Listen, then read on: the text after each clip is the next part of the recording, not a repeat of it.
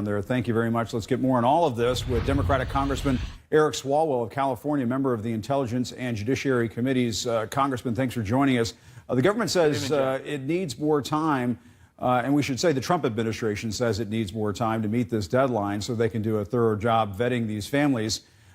Do you think that deadline should be extended, or should they be held to this deadline?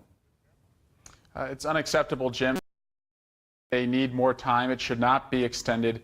Their top priority right now needs to be reuniting every child who's been separated from their mother and father. And the American people, they want order on our borders, but they also want to make sure that we do that compassionately. And so I think we need to devote as many resources as necessary. And if my Republican colleagues who have also expressed outrage are truly outraged by what is going on with these family separations, they should not pass another bill that's a priority of this president or appropriate another dollar until the president makes these families and their reunification a priority for our country. And there are a lot of bureaucratic hurdles standing in the way right now, as you know, Congressman. Are you confident that the government, that the Trump administration will be able to reunite all these families when all is said and done? Or are there going to be some families that are just split apart as a result of this, do you think?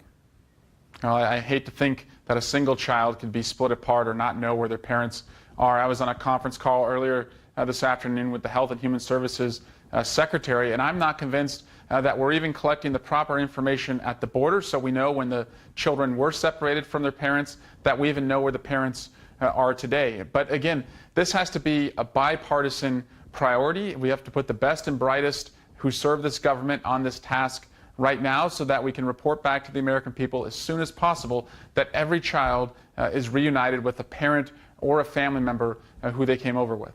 And is Congress doing enough to push the administration? I know you're on now saying that they shouldn't pass any more laws unless this is all rectified.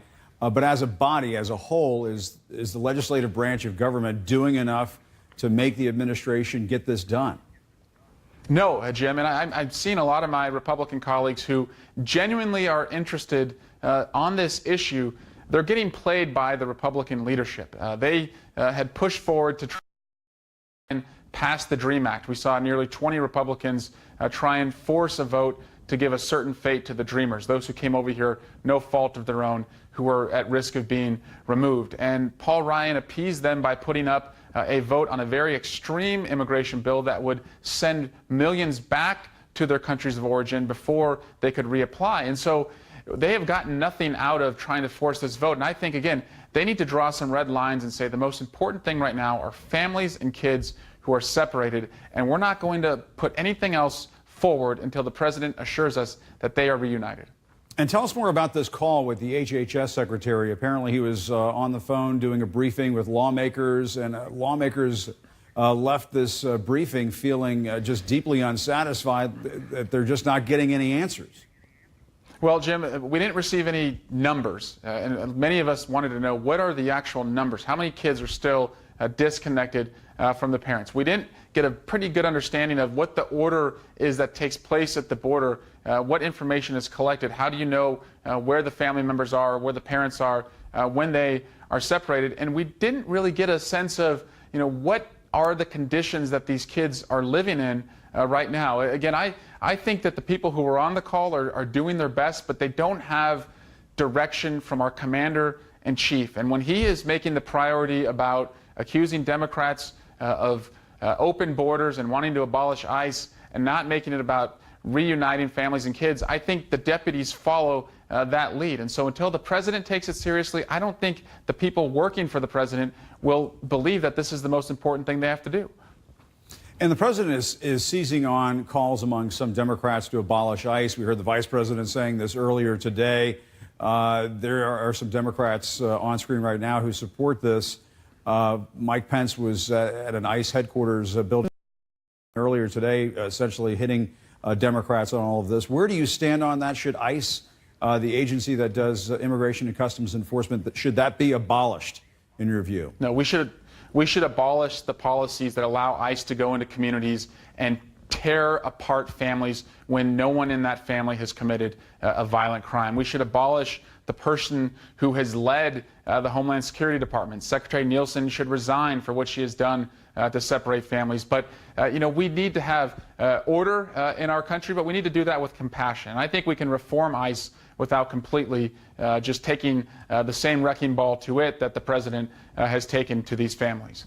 And do you worry that Democrats calling for the abolition of ICE are potentially alienating moderate voters ahead of the midterms? And at a time when you're trying to focus the public's attention on these kids and their welfare and reuniting them with their parents, it almost seems as if the Democratic Party, and not almost, it does seem as if the Democratic Party has handed a policy, a position to run on in the midterms. So they can say, well, these Democrats, there they go again. They don't care about border security. They don't care about crime and so on.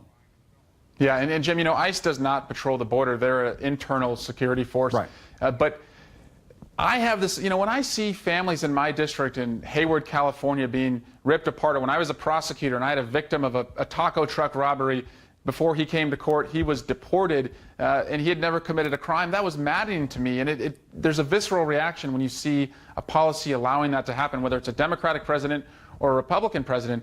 But I think the most constructive thing we can do, and what these Democrats have provoked, is a conversation about what is the proper role for ICE in our communities. And I would submit that if you are here undocumented and you're not committing crimes in your communities, that we should find a pathway to citizenship. You should get in line, not ahead of people who have come here legally, go through a background check, but make sure that you can be a part of this America if you're going to work hard and contribute to our society. And we're not going to deport 12 million people who have already come here. But should Democrats, some of your Democratic colleagues just sort of knock it out on that, knock it off when it comes to abolishing ICE, do you think? These conversations are healthy, not just for the Democratic Party, Jim, but for our country, because it does elevate the issue of a family who is at their dinner table and they have an ICE raid come into their home, and young children will never see their father again unless they go back to the country that's not safe for them to live. And we should talk about that in this country. But I think there's ways to reform ICE, but to abolish the policies that allow this to take place, and certainly to hold to account the people who are leading these agencies who are ripping apart families. All right, Congressman Eric Swalwell, thanks.